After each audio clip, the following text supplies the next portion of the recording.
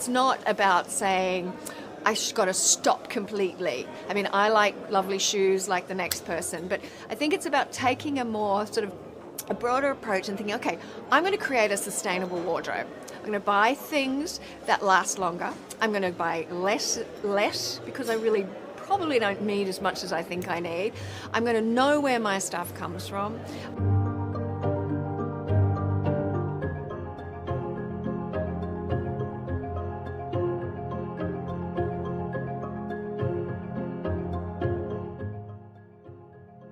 The materials and the way we use materials in fashion and where they come from, they're linked back to nature.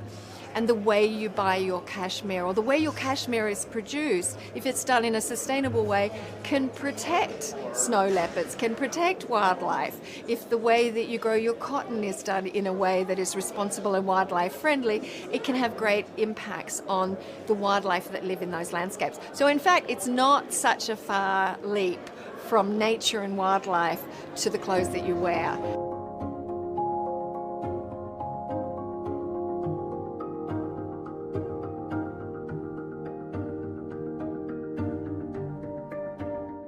Get a bit more awareness about what your things are made from, where they come from, and then start sort of educating yourself and thinking, okay, I really like those shoes. I bought them, not quite sure about how sustainable they are, but it means I'm going to be really careful about maybe not buying lots more for the next month or two.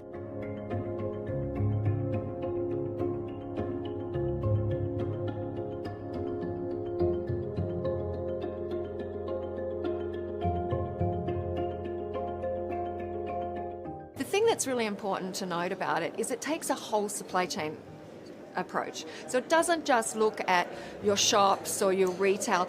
It doesn't just look at manufacturing. It looks at where you're sourcing your raw materials, how you're growing your raw materials, if it's wool, if it's cashmere, if it's cotton, if it's leather, how you're extracting them, if it's minerals, and understanding how can you make a difference there. Now that's what's really key, because that is recognizing the interface between your business and nature and biodiversity and the direct impacts on nature and biodiversity.